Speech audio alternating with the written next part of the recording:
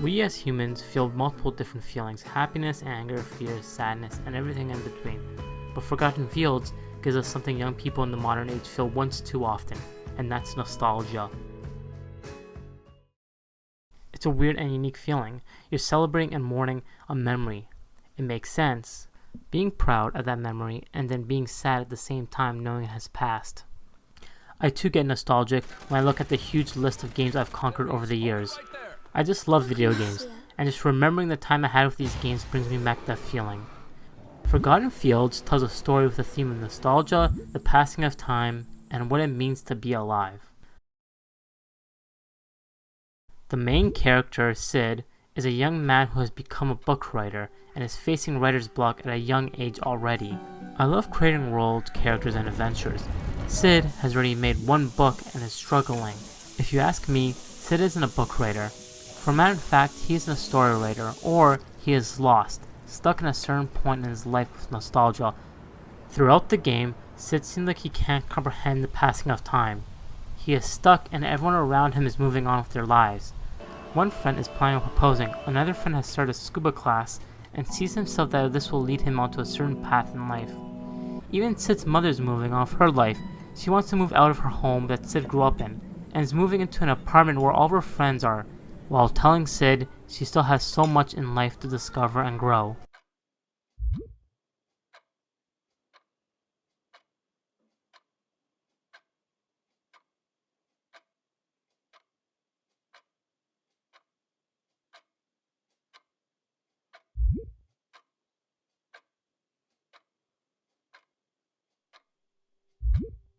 Forgotten Fields starts up with Sid trying his hardest to start coming up with a story summary to his second book.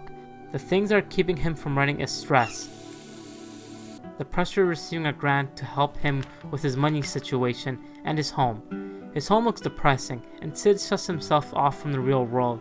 There are big factors that lead him into this mindset of writer's block.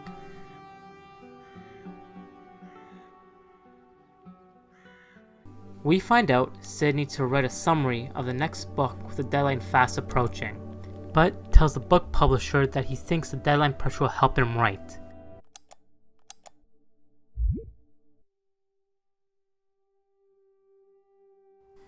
We get a glimpse of what he has written so far.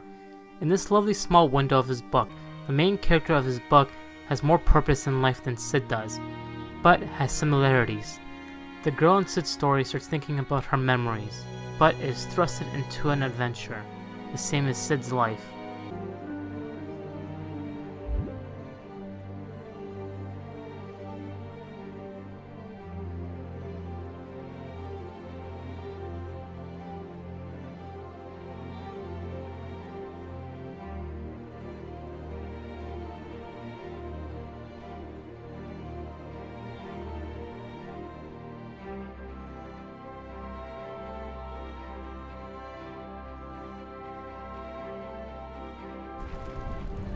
As Sid loses his train of thought from just the start of his book summary, he lays down in bed, thinking about his past and questioning himself.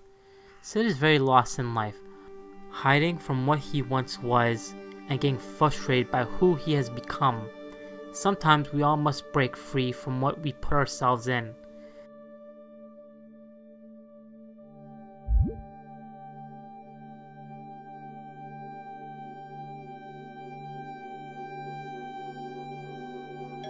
Sid's thoughts get interrupted from a knock on the door. The knock at the door reveals a path that will lead Sid down memory lane. One of Sid's old friends, AJ, brings Sid a note from his mother, asking her son for one last dinner in Sid's old home where he grew up in. Reading this note shows how sad it is for people who lose their home they grew up in. It's a home full of memories, of spirit of your inner child. Memories you won't ever let go, no matter how you feel about them. Sid's mother knows this is a life moment where Sid won't ever get again, so she does what a good parent should, giving your child one last view into your childhood, by asking Sid to come for one last dinner with his mother and the friends he grew up with. Sid's opinion of this isn't good. It's strange when he's been stuck in his memories. You would think he'll be happy, but Sid isn't happy in life. Happiness comes from relationships we have with people. The Harvard study of adult development is the world's longest study of adult life, spanning 80 years long. In this study, we found out it's the relationships we have with one another that brings happiness to our lives. So what have we learned? What are the lessons that come from the tens of thousands of pages of information that we've generated on these lives? Well, the lessons aren't about wealth or fame or working harder and harder. The clearest message that we get from this 75-year study is this: good relationships keep us happier and healthier, period. The longer I played this game, the more I see Sid has broken away from the relationships he once had with everyone around him, pushing them away to write a book. Sid did make a huge mistake because he isn't happy in life being alone. That's why he focuses on nostalgia way too often, because that's his brain's way of coping his different way of life. Sid steps out of his depressing home and outside into a beautiful neighborhood.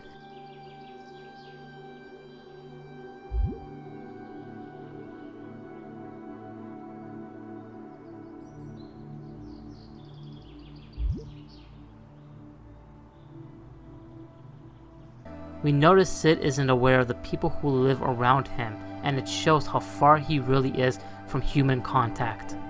The start of Sid's adventure into his past life getting stuck with a broken down scooter, where this is the first time we see Sid getting a little taste of a healthy lifestyle by interacting with his neighbors and one of his friends.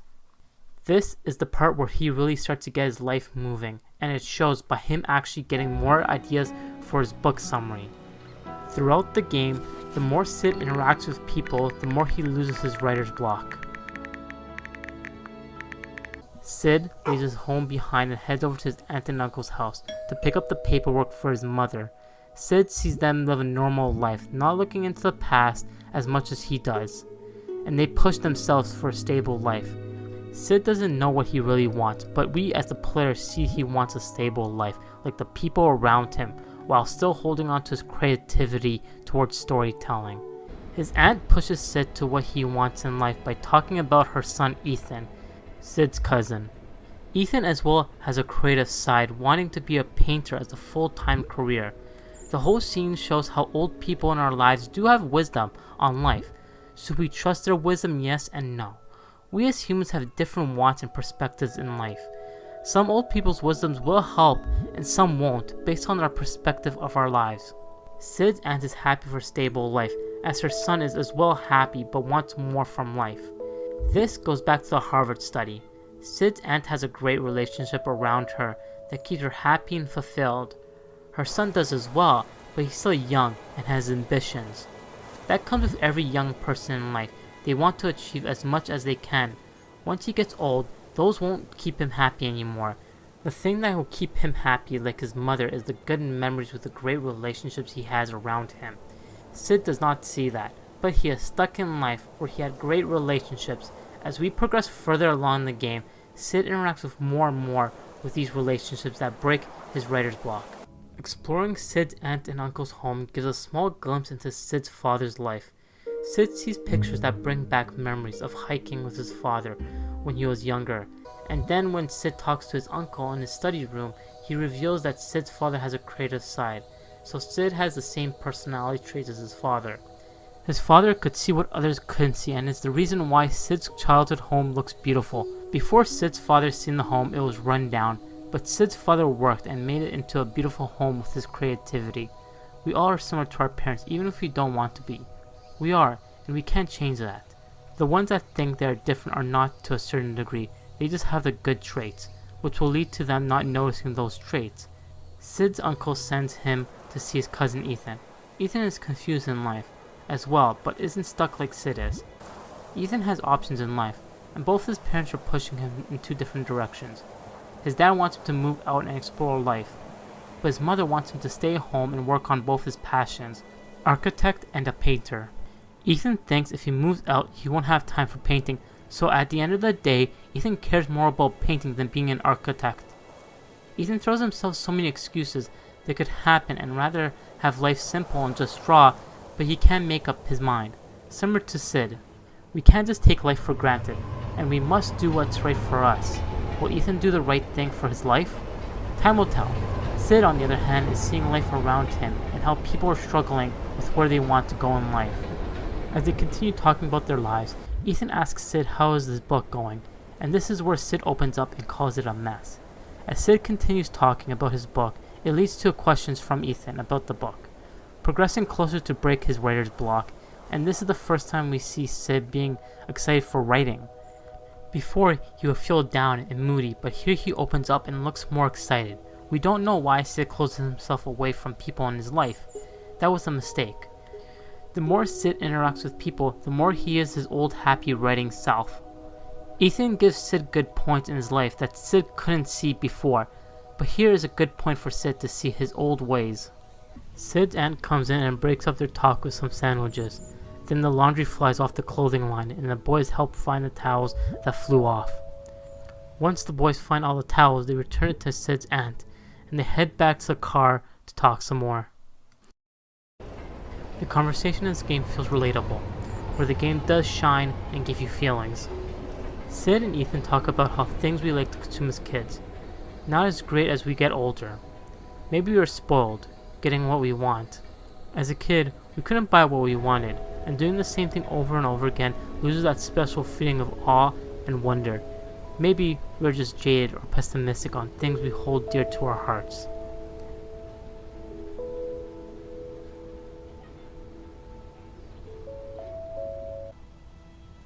These flashback scenes from Sid's life in this game are what drives the feelings I have gotten in this game. They really push the old good times with the setting, mood, and music. They just know how to hook you even further into the narrative of the game and start the feeling of nostalgia about your own life. If this game wasn't relatable, then these scenes won't matter as much. When Sid comes back to reality, he goes back to being nostalgic, and it forces you to keep your nostalgic feeling as well.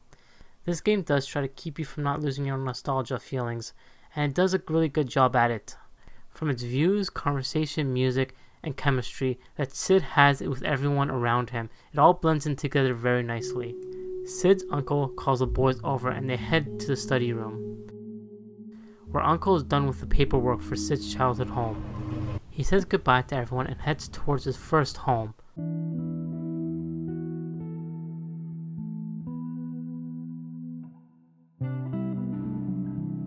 We all have our first homes, and I can understand why Sid isn't ready to give up a part of his life that he won't be able to return to.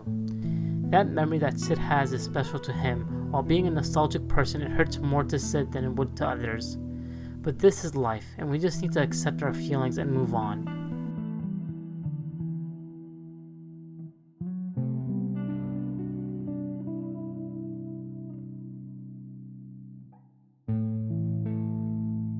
While on the way, his 15-year-old scooter breaks down. Sid calls the woman he first loved, Ace. She happened to live close to where he broke down. When she arrived, she called Sid, a taxi, and a mechanic, which both will take an hour to reach them. Ace gets Sid down to the beach instead of sitting next to the road. This leads to Sid opening up once more, but with someone he once loved. The more you play, the more you realize Sid needs people in his life to have a healthy life. Ace really wants him to be happy, but Sid doesn't know how to get there in life. They sit on the beach just talking. Ace tries to give Sid some clarity in his writing. You can see Sid improving by talking about being alive, and how everything in the world has energy. You can feel it around us all. It's a glimpse here where Sid knows what inspired him to be a writer. I'm worried that I'll end up spending a lifetime trying to build or find that boat again, without ever getting back into the ocean. This is a very powerful statement young people feel, and so does Sid. He is stuck, lost, like most young people are. Young people are forced to go to college without figuring out what they want in life. Sid knows what he wants in life, but has lost track of how to maintain what he wants. So his idea is to push everyone away. But this journey has helped him with his writer's block, because the relationships he has is what makes him write. And so we see that in this game. He writes when he's fulfilled, when he interacts with people. If Sid wants to write again, he needs to be with the people that love him instead of running away and hiding from them. Ace gets Sid to go over to the rocks and sit on them. Ace tries to convince Sid not to look into the past as much as he does. And she is right. The past has hurt Sid more than he thinks. Ace brings alcohol but doesn't have glasses, so she gets Sid to interact with people to get some glasses, which he does, and they talk about their lives. Ace comes out and says she was heartbroken when they broke up. She was more into Sid than Sid knew at the time. We saw how much Sid and Ace really liked each other. But in life, people change and must do what they think they need. Young love is naive. It's only based on feelings, and the couples never face a challenge to overcome. But at its core, it's confusing emotions, because the couples still haven't developed themselves to the people who they will become. That's what you see here.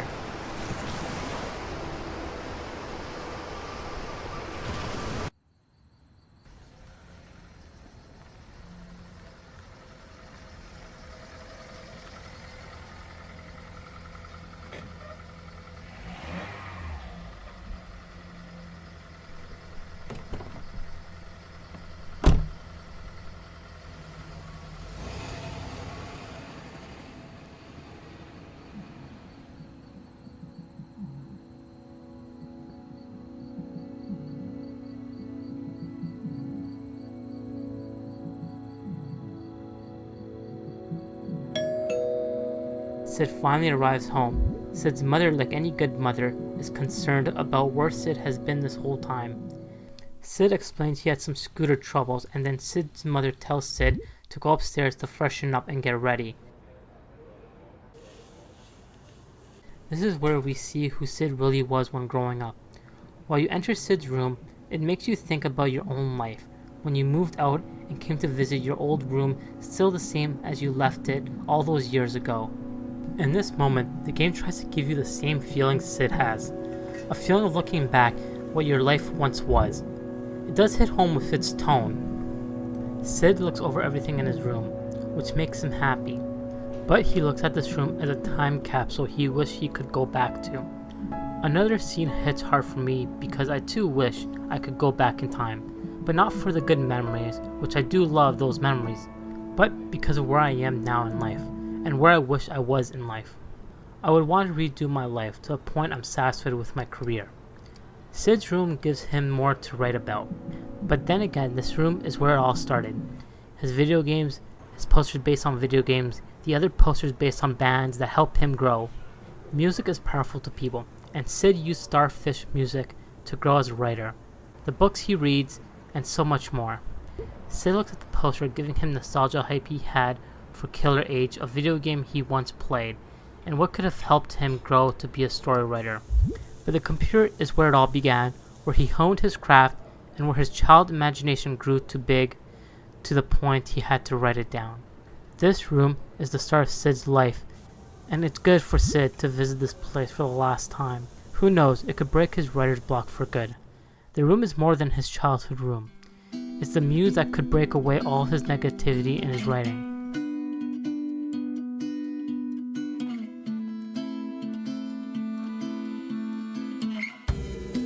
If you want to, darling, heaven drips of your soul.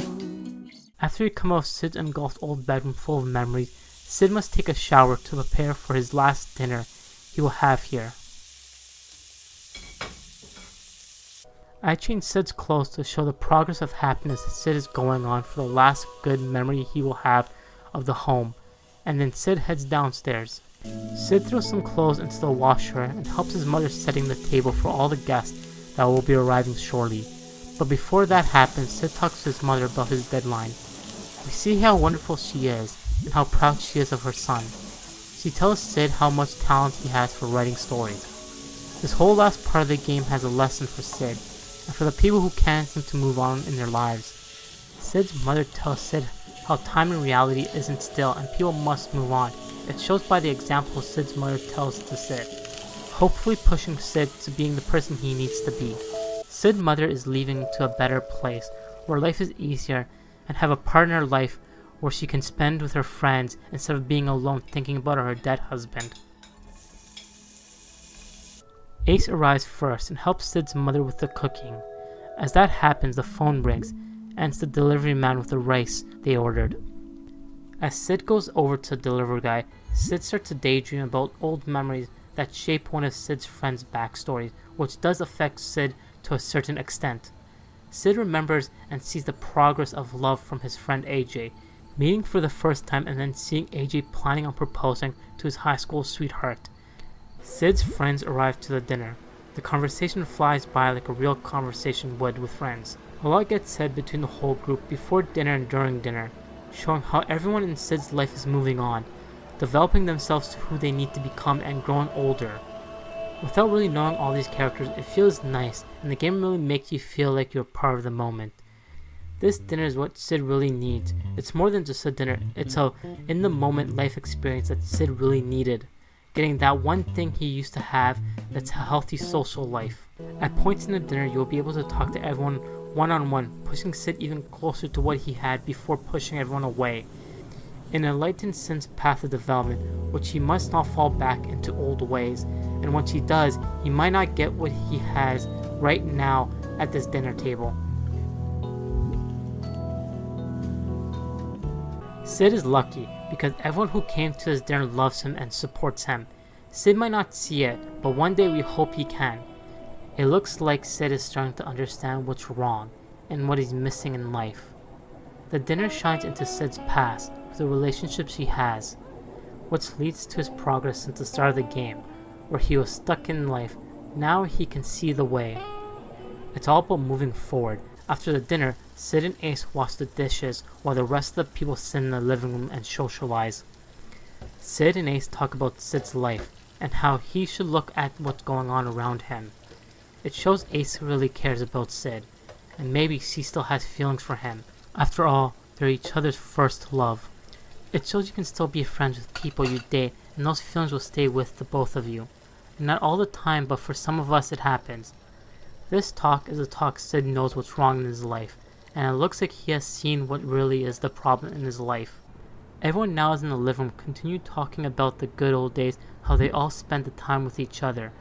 The night comes to an end, and it's time for everyone to leave the party, which is the last time these group of friends will ever be together. They all have their own plans for the future, and they are going for it. But this dinner gave everyone, including Sid, what it really means to be a better you. It's about pushing yourself to what you want in life and letting life happen. Sid sees it happen in front of him. Now it's about him having enough motivation, and I really do think he does have it. Sid heads up to his bedroom, but before he does, he stops halfway on the stairs and has one last look at his childhood home. It's amazing this part in life is one in a lifetime. Sid has one last thing to say. Good night, home. This is goodbye forever. Sid heads upstairs to his bedroom for all that has happened today. It's time to write the summary of his book before the deadline is up. Hours are left. He's really getting close. It happened. The laptop is dead and the charger is missing. So he remembers his mother's laptop and heads back downstairs to the room where Sid's father used to do his work. Once Sid enters the room, he is reminded of his past with his father. Sid's father can draw and has a knack for taking photos. So that's where Sid gets his creativity from. It's his dad. Sid gets the charger and heads upstairs. He is ready. Not your typical ready, but mentally he is ready to do what he couldn't do at the start of the adventure, and that's writing. He writes the rest of the story summary without any problems, being motivated and breaking that writer's block. The next morning, Sid is woken up by his mother with a proposal. Sid can keep the home or let the house be sold off. This is a choice the player must take, which sets him up for the future he will have. The right choice is to sell the house, because that home may keep a lot of good memories, but it will hurt Sid in the long term. So Sid doesn't keep the home, it gets sold off.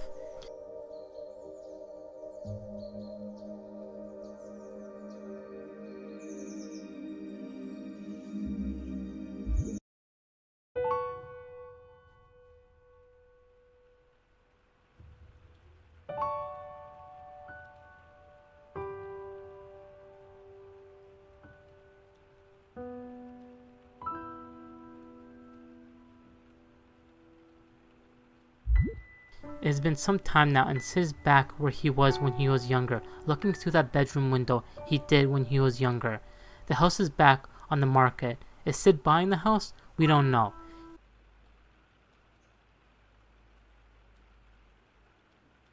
He is there looking back at the dinner party he had. But we do know Sid has a family, a loving wife, and a son.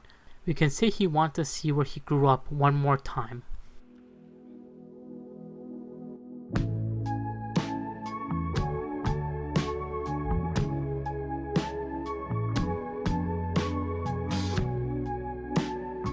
I enjoyed the story for Forgotten Fields. It really banks on nostalgia. It's no Last of Us, or Life is Strange, or Red Dead Redemption. Those games do have good story and good gameplay, but Forgotten Fields is a small little indie game that does try to tell you a story. I'm not saying the story is amazing, I do like the story and it does handle really good at making you feel nostalgic. The gameplay has its problems, where the dialogue boxes constantly pop in and out. Same thing with the walls. The walls are just poorly kind of made. They're kind of like, they disappear and they look kind of weird. Plus, the gameplay is really lacking. There isn't that much to do in the game. You're just mostly just walking around talking to people. There are some parts in the game where you do interact with some type of gameplay mechanics. There's quick time events, and there's like one part where you get to throw a ball in a tree to get the, oh no, what, you throw a rock into a tree to get the ball down for the kids. But there isn't that much to the gameplay. But all the game mechanics are basically shoehorned in, it feels like, just to show off that there's some type of gameplay there. But mostly this is just an interactive story, kind of an interactive story as well, because you're just mostly just reading blocks. There's not many dialogue options you get to interact with, as well as like maybe not more than 10. I think I'm just giving that too much. I'm just being too generous right there. It's probably not more than 6 choices you have when it comes to dialogue. I can understand why there isn't much gameplay, because it's made by one person, and that developer seems like he cares more about storytelling than gameplay, where I do understand what he's trying to do here. Okay, so this is the end of the video. This is probably longer, well, for sure it is longer than the previous video, but thank you for watching, guys. Subscribe, like, comment. I'm doing that stupid YouTube thing where people say comment, like, subscribe, and shit like that. But yeah, it'd be nice if you guys actually continue watching my videos. That's the thing that I care about. You guys is continue watching the videos and actually enjoy. I do try and make these videos better. So thank you for watching, and see you next time.